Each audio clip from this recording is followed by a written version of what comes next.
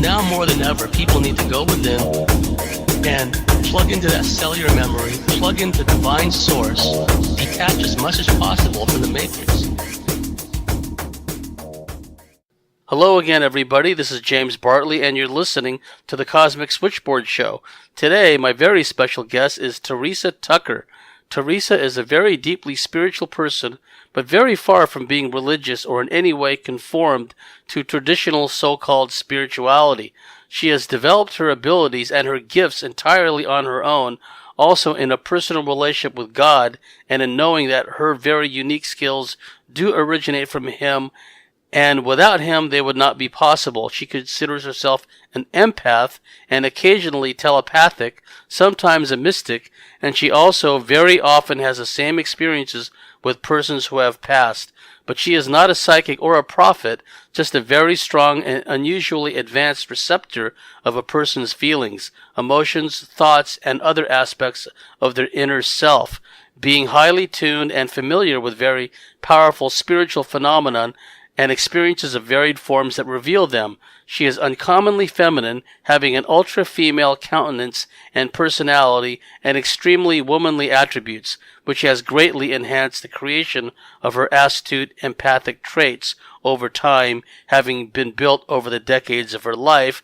Theresa Tucker is also a member of our Cosmic Switchboard Team, and this is kind of Teresa's coming out party as far as the Cosmic Switchboard is concerned, and we're just delighted to have her part of the team. You'll be hearing more from her in the form of articles and also podcasts in the future. So without any further ado, Theresa Tucker, welcome to the Cosmic Switchboard Show. Thank you, James. Thank you so much, and for introducing me to this beautiful site. Thanks to you and Dean, I have knowledge of this wonderful place where people can come and explain anything that they've experienced, no matter what it is, and get answers and share things without the fear of rebuke or judgment or anybody's bad expressions. I just simply love the Cosmic Switchboard and all the work you're doing with it, and it's just awesome. So I'm very proud myself to be here and also to be doing my first interview with you. Thank you so much, James. Thank you. And again, it's a team effort. I mean, I'm kind of out in front because I kind of have the gift for gab, good at conveying certain things, but the Cosmic Switchboard would not have come into being were it not for Kylie, my partner, encouraging me to do this, and the behind-the-scenes support she gives me, as well as all the work that Dean and all the work I know you've been doing since you've come on board. So let's get right into it. What was the key point of your bio and the introduction was that you are an empath, and those of us that do have some empathic qualities, we know at times it could be a juggling act between being too much of an antenna, soaking up and absorbing too many impressions, too many feelings, too many energies from people, places, or things, throttling it back so we can still function on a day-to-day basis, but utilize our empathic abilities to our greater benefit and to the benefit of those around us. Now, why do you consider yourself just an empath and not a psychic or a prophet? Well, first of all, I'm very, very humble about my experiences and my gift. I attribute everything that I can do in this regard, able to do to my maker, to God, if you will, and to a higher power. And I've known for a very long time, it's taken me a very long time in my life to finally understand exactly what I am. But I classify myself as an empath, but not a psychic or a prophet, because I believe that the experiences that I do have fall into that description, possibly more than anything. And again, I have a great respect and humility towards these gifts. As best that I can describe it is the experiences reveal the inner self of another human being, and that's really what I experience. But I definitely don't have psychic abilities, Once in a while, I will have a personal prophetic experience, but that's not that often. And it's just for me to know something. But other than that, I don't have gifts that a true psychic would have. And I do say that respectfully. I don't assume to be any more than I actually am. But the empathic gifts that I do have knowledge of them throughout my life, being what they are and accepting what they are, and not wanting to label myself any more than that. It's all part of being humble towards spiritual experiences and abilities of all different kinds. I tend to disdain, in a sense, anybody who does claim to have a psychic power, who takes it to the level to where they boast about it, or they use it for profit, or they're disrespectful. I believe in having a very deep respect and attitude of carefulness and regard, and always assuming that you could be wrong. You know, you never want to assume, oh, you know everything, but assume that you could be wrong, and you spiritually seek and understand to know the truth about your experiences. You know, it's unfortunate that some psychics don't have that ability. So I hate to say it, I kind of differentiate myself from them as well. There's nothing wrong with that. Yeah, being an empath it's a way of life. It's a way of definitely connecting with our surroundings and interacting in a certain way with people, places, and things. Now, as far as the experience of someone going through an empathic phenomenon, how would you describe an empathic phenomenon? Well, I do believe that my experiences are quite developed. It's taken all the decades of my life. It's taken a long time. But empathic phenomenon to me is a spiritual experience of any variety, a spiritual voice, a vision, dream, a manifestation, awareness experiences, a wide variety that reveal the feelings and emotions and the inner experiences and the heart and soul experiences and anything related to that that's inside of another person. It reveals a person's secret inner self, if you will. Empathic phenomenon, they can be very, very strong. They may be the same thing as a prophet or a psychic might have. A lot of people have dreams, for example, sleep visions. Classifying it as an empathic phenomenon, it's revealing another person's emotions and inner self, as opposed to, let's say, telling the future or something like that. And that's what makes it empathic. Occasionally, also, their thoughts, what's going on in a person's mind, is also revealed. What's going on inside another human being is what you're experiencing, and that's how you would describe it. Yes, I've had experiences myself from an empathic point of view. I learned to control it before I, in a sense, was able to put up shields, protect myself. Mm-hmm. I would feel the pain, the emotional anguish, the emotional distress someone was going through, and I would take that on board, and I would begin to feel, internal disharmony and become dysregulated. So I had to learn over time that just because someone may be sharing a story with me and maybe relating some sort of misfortune, it didn't mean that I had to, in a sense, sympathetically take on the feelings and the emotional and physical distress in the bargain. I had to learn how to put up my shields, if you will, and still be sympathetic to the person, still be understanding and hold energetic space for the person, but also be able to create a bit of separation, detachment for myself. And I believe that that's something that a lot of people that have this empathic ability, they have to learn over time, because just as people are antennas and they can pick up a lot of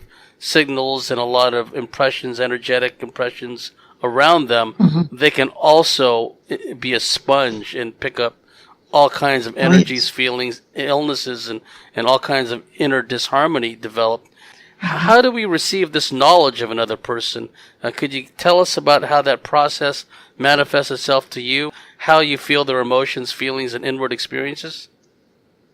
Yes. Well, I do believe that, first of all, the experience is it's very, very common, like you said. Enormous amount of people do have the ability. However, some may have it a heck of a lot more deeper in the sense of the experiences they do have.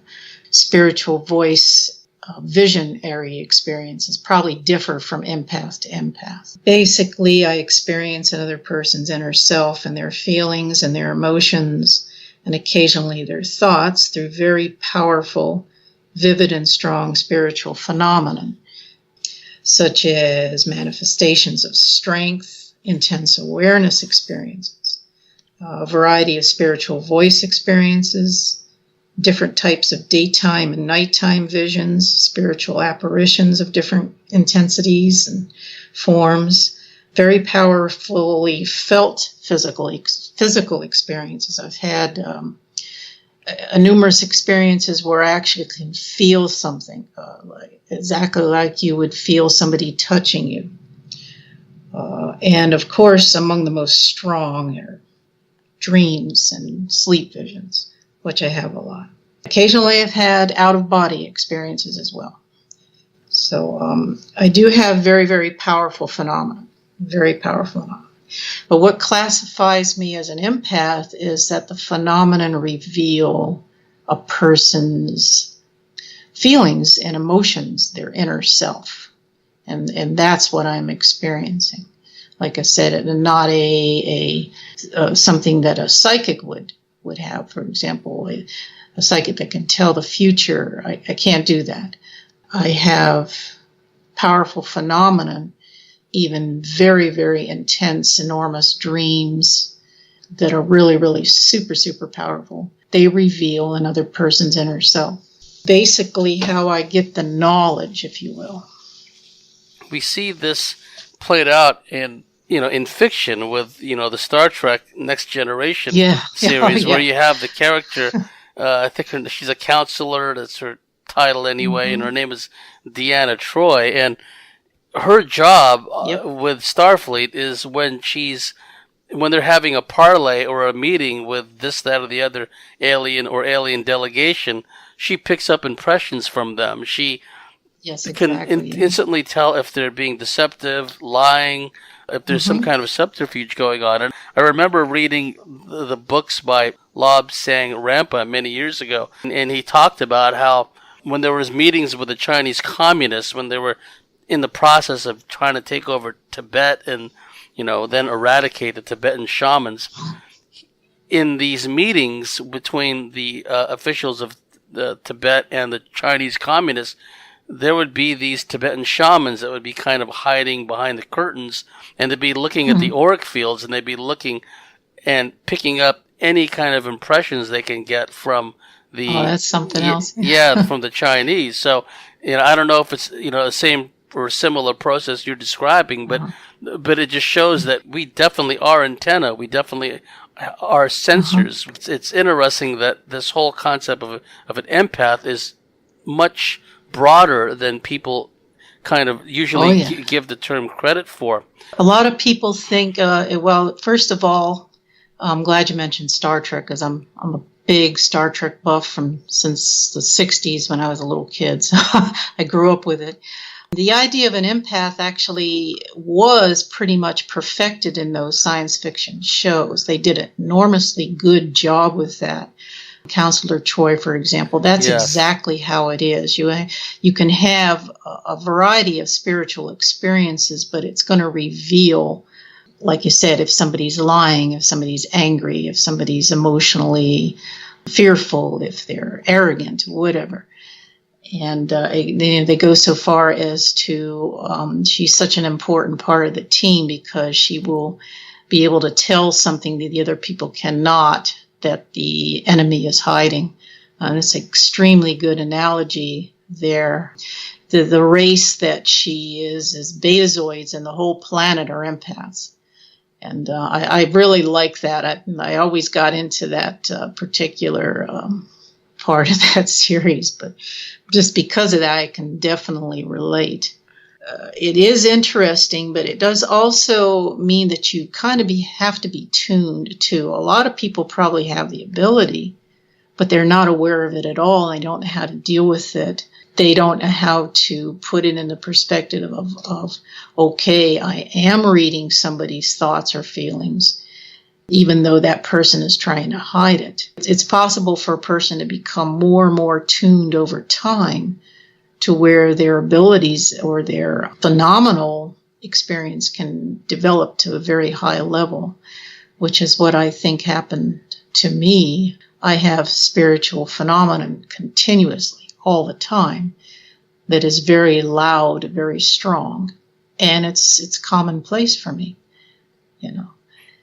So being aware of what it is saying, too, is important. What are the strongest forms of spiritual phenomenon you have had of another person? Well, let's see, much stronger experiences I've had tend to be voice phenomenon. I have very powerful voice phenomenon of all kinds. Visions are very, very strong. They're usually among the most powerful. And the highest of the visionary experiences got to be sleep visions. Once in a while, I'll even have an out-of-body sleep vision, where it's a dream, but you literally leave the body, and it's very, very enormous. There's also a kind of vision where you're half conscious or half awake, and I call this a mental vision, which is like a dream, only you're awake or half awake. It's a certain kind of very powerful vision. There's all sorts of manifestations and things like that.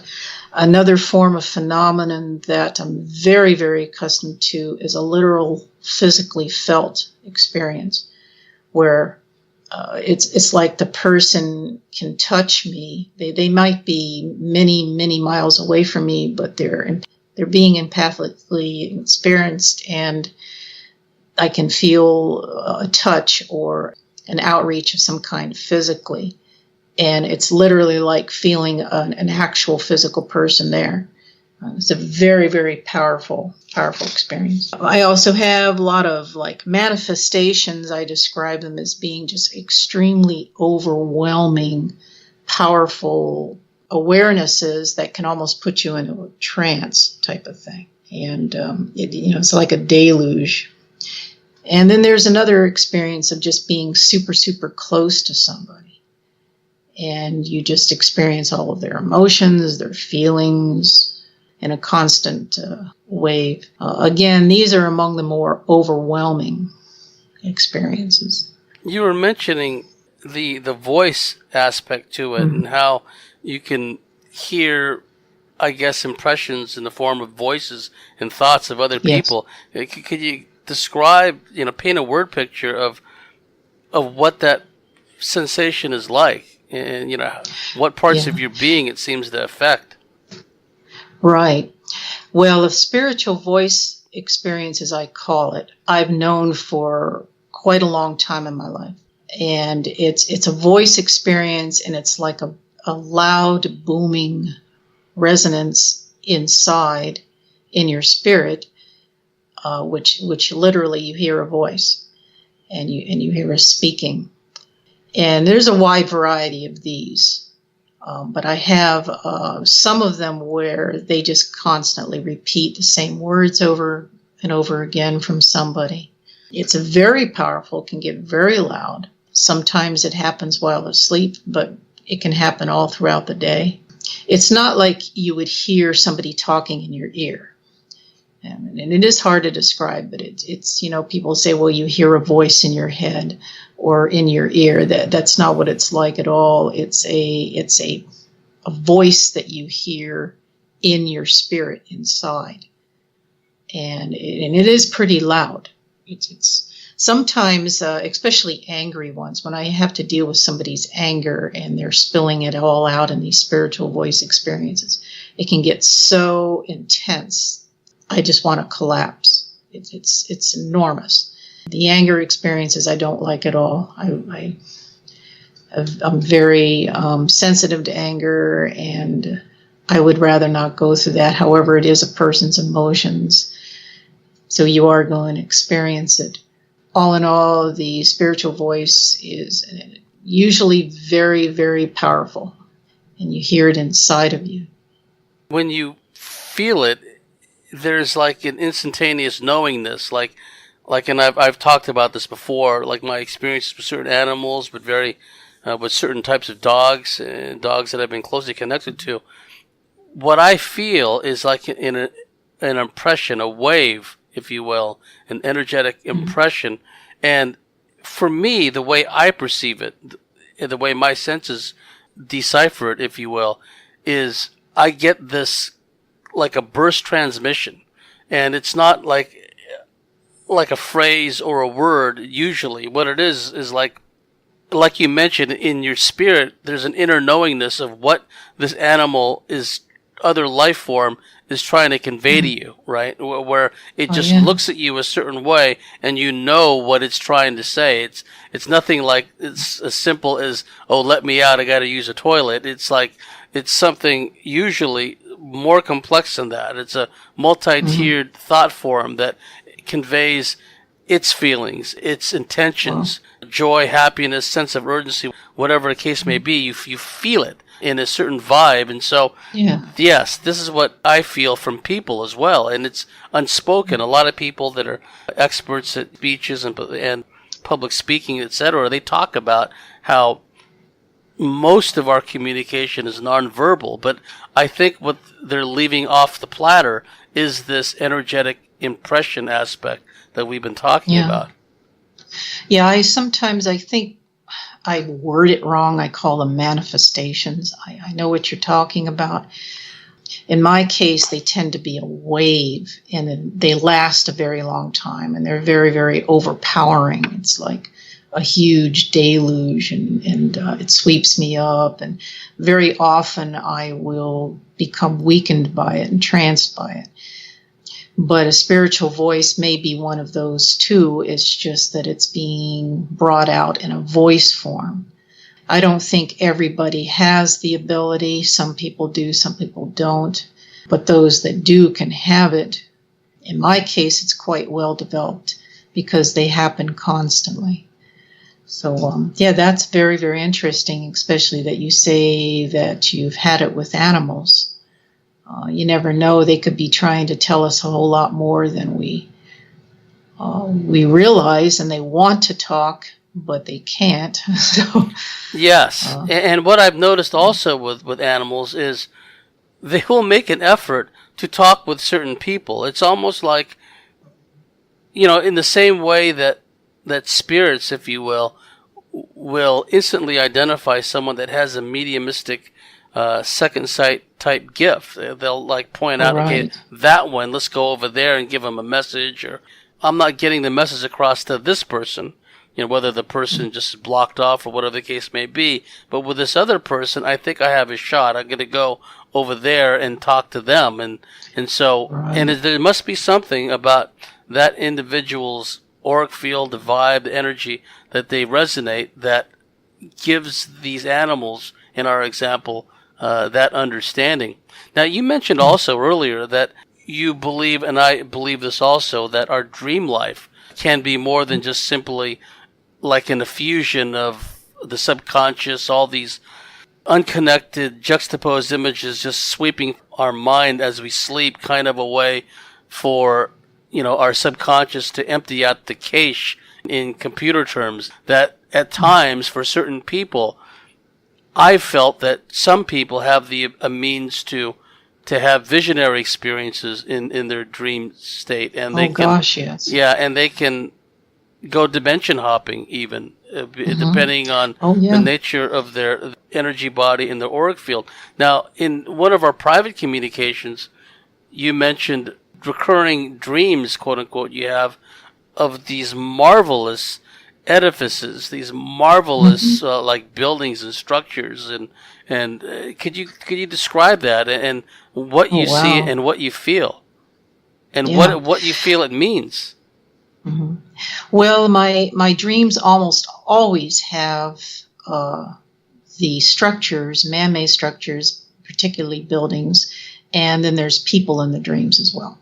And, usually I have a dream about somebody. Namely, if we get along here later, I will talk about more about having a connection with one single person for a long, long time.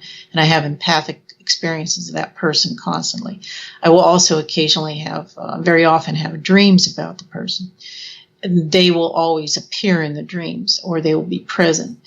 But I always have enormous structure complexities. It's absolutely incredible. It's out of this world. I will always see a building in the dream, and it's not just just seeing like a house or a barn or a road. It's tremendously elaborate. There's details in it that are just unreal, like a Victorian house or a palace or a warehouse, office buildings, skyscraper. I mean, it's just vast. I've seen virtually every building in my dream that I can imagine.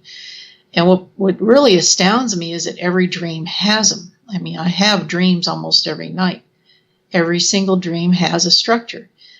And it's just not an ordinary thing. It's really super complex. Obviously, there's meaning to it. Without question, there's a purpose and a meaning behind it. Some of the structures have been just outrageously out of this world. I've seen like complex malls, pavement structures, concrete structures that just go on and on and on. All kinds of different business type buildings and houses of every sort you can imagine. Everything from something super old to modern. Mansions and things, and it's so hard to describe them. Assuming that there is some very deep, profound meaning to all of this, I don't really understand it. That's the nature of my dreams. I bring it up because once again, and I haven't really delved into this myself. I really haven't spent a lot of time investigating it, but there is a region or regions in China where every now and then, and apparently it's happened like 4 times over the last few years, in a certain part of China or certain parts of China, the people will look up and they will see there amidst the clouds or in the sky what seems to be a floating city. These huge edifices of like, big stone or construct of a similar material of these large buildings, right? And the way the spin meisters put it out, they use the old psychological swamp gas theory mindset. They try to explain it away. It's kind of a variation of the old temperature inversion explanation when they try to explain away UFO reports, either visually sighted or on radar. They try to say that there's some kind of weather anomaly, something reflecting off the ground that's causing this anomaly to appear in the air. But it's just nonsense, because what's being videotaped are clearly like artificial constructs, even though they may be using like perhaps stone or some kind of earthly, if you will, from this or some other dimension material. Clearly it's artificial, because if it's a natural phenomenon, as they say, it wouldn't have all this structure. It wouldn't have all this, of course, artificial design type shape. And so I'm just wondering if at some level, the dreams you've been having of all these structures, and somehow people are seeing there in China this huge building complex that's showing up in the sky, if there's any kind of a connection. I was wondering what your thoughts on that would be. Yeah, I don't know. It's interesting that more than one person is seeing that vision. I'm sure that there are examples somewhere where people have actually looked into the sky and seen such visionary things. But I can't be sure of that, but I've had numerous dreams where I have experienced being in a structure that is also in the sky. I mean, I've had every wild building, structure, and edifice experience that you can possibly imagine in dreams. I've seen it all. anything that anybody could possibly imagine, I have seen in the way of a building in a dream. It just covers the whole entire universe of buildings. I don't, which is, it's something else. But yes, find it quite fascinating that more than one person would look up and see that, and that's proof that there's something to it. It's not there's something going on, whether it's something that's being deliberately done to create mass hysteria, to psyop, or whatever. But the fact that they would come up with such a nonsensical explanation tells me that they'd rather just sweep the whole thing under the rug and move on. Mm-hmm. Now, one thing that I've experienced in some of my dreams, Teresa, is I don't know if it means perhaps on these particular types of dreams I'm stuck in a lower astral dimension, or it's more of a stage-managed dream where someone or something pulls me into a dream environment that is familiar to me. Because I know that a lot of times, whether it's in a Jungian archetypal sense or whether it's externally stage managed, externally created, typically we find ourselves at times in the dream state in places that are familiar to us. Like for me, a lot of times I'll find myself in my parents' house in San Jose, California. They've long since moved away from there, but I'll find myself in dreams where I'm in my parents' house, especially as it relates to ET kind of UFO themes. Or I'll be given a message or an impression that the place I'm in a given dream is my parents' house in San Jose, even though it may not look anything like it. And another very frequent archetypal setting, and again, whether these are contrived, externally generated, whatever the case may be, or something I, at some level, help to co-create, I find myself at times in what looks like a lobby, like a hotel lobby, and I get the impression of something going on there. There's a meeting taking place. There's people there.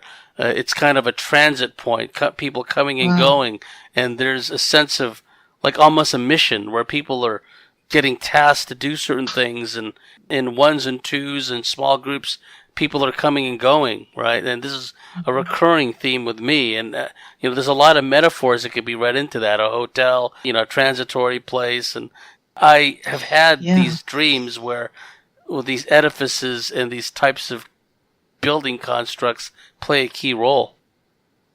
Yeah, it obviously means something, and I know that I'm certainly not the only person that sees buildings and dreams. Although I may see more complex ones, who knows? I still don't understand it. It's quite beyond me. Now, how it relates to the empathic revelations of another person is also a mystery. The person or persons will also appear in the dreams and I will experience their huge wave of emotions or what they want to say, and a lot of other things that they want to reveal. How that relates to the building aspect of the dreams, that's still a big mystery to me. I still don't understand that. It's quite phenomenal. I've concluded that there must be something behind that, and not just like you say, you fall asleep and you have all these random things go through your head when you fall asleep, as scientists believe. I think there's a heck of a lot more going on than that, obviously. When you're in your empathic mode and your sensitive, intuitive empathic mode, what kinds of emotions do you commonly encounter in other people, and how do you perceive them, and what are the worst emotions to deal with? Mm-hmm. Well, all forms and types of emotions are revealed. Anything that a person can inwardly have, everything and anything from the good to the bad. Feelings of love. I will know when somebody, for example, has feelings of love towards me or towards anyone else. Hatred, passion, fear, anger and desire, everything that can possibly be inside somebody. I embrace and appreciate the good emotions. Love and feelings of ardor, I embrace those and want to know them, and I have deep respect for them. And sometimes even I myself can return the emotions to that person. Emotions of love and similar feelings are especially powerful, and they take over in spiritual phenomena very strongly. And they're among the strongest and most intense. But the worst emotions for me, what I call adverse emotions, and they get very, very overwhelming, sometimes too much, and sometimes even downright torturous, difficult to endure, are anger, inner rage, forms of ill feelings such as thoughts of revenge. And my most difficult and hard to endure emotion is arrogance, pride. Yeah, definitely. Yeah. When somebody has arrogance, it's almost like that's something that I want to like run a million miles away from. And I don't want to deal with it. It's extremely, extremely difficult. Anger ranks the second, and that's very, very hard too. Yeah, what I found with arrogance is it almost is a conduit, arrogance, into a darker, denser nether dimension, because it is a feeling that is generated from within and without an individual, of presumptuousness, of knowing better than anyone else, of being superior to anyone else. And these are inherently inhuman, non-human traits, because when someone is balanced and someone has a connection to organic source, that kind of air of superiority, that kind of presumptuousness just does not exist.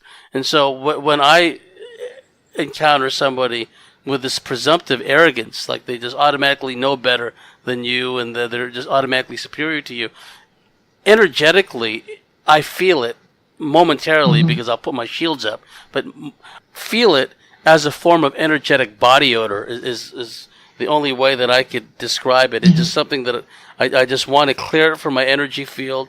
I want nothing to do with the person. I just put my shields out as far as I can and detach from that person, because they're coming from a very low, dense, energetic place, and I don't want anything to do with that. And it's quite evil too. It is quite evil. It is, because the narcissism, which breeds all of that, itself comes from a very dark, energetic place. And yeah, and there's so much of that. Our society, this entertainment culture, fosters and encourages this narcissistic, selfish mindset within society. Right, and if you think about it, it's entirely foolish, because a person thinking way highly more themselves just because they are a mere artist or they do something in their life, a profession that people worship, then they go into this mindset, yeah, I'm God, I'm better than you, you're too low. And then, of course, everything that describes the word conceited and proud is just totally ridiculous. It's unnecessary. It's artists, musicians, and actors and actresses are just people doing a job of art. They're not kings or queens. They're not royalty. They're, you have to wonder, why in the world are they on these pedestals? The arrogance, some people in the ordinary world have it too. They have such an arrogance that it is truly bad. It's in my opinion, it's even worse than anger. Anger you can understand to a great extent. People get hurt. They don't know how to defend themselves. And it's very, very nice if you can control your anger. But arrogance, there doesn't seem to be any excuse for it. It really doesn't. Yeah, it's just a low, dense, energetic vibe, and it just allows all these negative entities to piggyback onto it. And sad that in this matrix system that the system glorifies that. That's how someone like Ayn Rand, a writer, can become so popular, because she promotes selfishness. She promotes a disinterest and a callous disregard for others, and somehow the system promotes her as being like some kind of visionary and a great philosopher and someone to be esteemed and emulated. So that, and then we see this also in these reality shows where all the low impulsive traits of boorishness and selfishness are glorified. Now, as far as your empathic experiences are concerned, what have been some of your most unique and extraordinary empathic experiences that you've had? Well, I think that the very, very strong ones, and there's a variety of them that have great strength and enormity. They're very intense. Ones that have been extremely surreal, very massively profound, rapturous.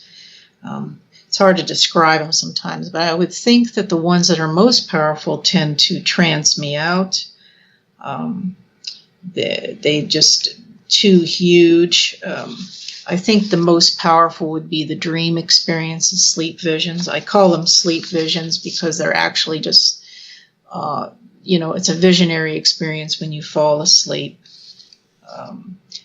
Occasionally do enter the out-of-body type of experience.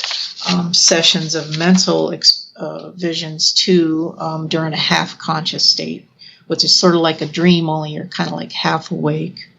I described the physically felt experiences.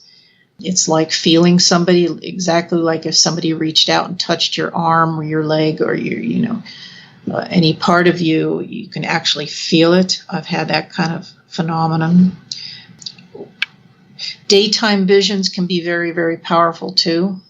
Of course, the spiritual voice can be extremely loud. Could you give us an example of what a daytime experience is? Yeah, a daytime experience differs from the night. When you go to bed and you're able to rest. During the day, the visions tend to be more spiritual, not so much in the mental realm as what a dream would be. But they can be just as powerful. It's a vision. A spiritual vision, I guess, is just your basic vision. And, you can see, I guess, an apparition, a picture of somebody. Okay. And in my case, they're always displaying some emotional expression. In my case, too, daytime visions are constant. They're always there. They never go away. I never have a break from being an empath, if you will. And the voice experiences always accompany them. And then there's the waves of emotions that will flow. The impression that you were talking about kind of describes that. Differs from the nighttime, at least in my case, because I don't have a very strong brain. I always know myself to have a small brain and a big heart. When I fall asleep, I can get massively overwhelmed by a dream. And then I can wake up and have the half-awake experiences, very, very powerful visions, sort of like the daytime ones, only they enter more into the dream state. So there is a difference. It's just maybe the part of the body that experiences them. The daytime, of course, you are awake. They're not as powerful as the dreams and mental visions during the night, but they can be pretty huge. I've even had them like while at work, going on and on and on, and they can be extremely powerful. You mean while you're, by all outward appearances, fully conscious, but you're having? Oh yes. Mm-hmm. Yeah, it's just it's different. It's hard to describe a spiritual vision versus a nighttime vision where you shut down, where a dream or a mental vision, as I call it, occurs within the mind realm, and it all just takes over you. Well, of course, your body is shut down. When you're conscious and awake, it transfers back into your spiritual ability, which the best way I can describe it is it's almost like a holographic image. A vision is like a holographic image where you see, in my case, it would be a person. You see that person. But when you're asleep, of course, it takes over your whole being. So I know I'm probably not using the right words to describe all these things. No, you're doing fine, and I'm sure that it varies from I know my from vocabulary individual. isn't all that, you know. But it's quite hard to describe, and unless you've actually experienced it, you really won't know it. Yes, oh yeah, fully conscious, the whole works. And then they get more powerful when you become half conscious or unconscious in the case of sleeping. In my case, and I guess it's a case by case thing, and some people may fall into a particular pattern, but the daytime visions, if you will, that I've had, where it would be like I'm sitting here and I don't really have anything particularly in mind. It's like for a moment, I'm kind of a blank slate, right?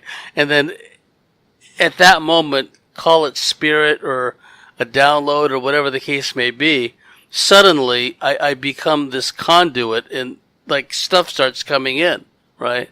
And and what's interesting, if some of them can be so intense that I become a part of whatever it is I'm seeing. It's not like it's something that I'm outwardly projecting or looking into, as it were, from a distance or separate from. It's like this feeling will come over me, and it seems to engage a certain part of my being, a certain part of my brain. It engenders an entirely different feeling out of the norm. And then suddenly I'm there wherever there is. Whatever vision, whatever mystical place that I happen to be looking into, a part of my consciousness is projected out to that place. It could be something as relatively innocuous as like a field of wheat or grain or kind of a forest, kind of a brook, river setting or something along those lines. But for whatever reason, spirit, if you want to call it that, is somehow projected out for whatever reason. Or conversely, I'll have an image come through of people, places, or things, some kind of activity. But there's some kind of multi-tiered level of meaning associated to what I'm seeing. And again, it's associated with particular bodily sensations, particular feelings in my head, in my actual physical head and brain, and it manifests as kind of an energetic feeling throughout my whole body.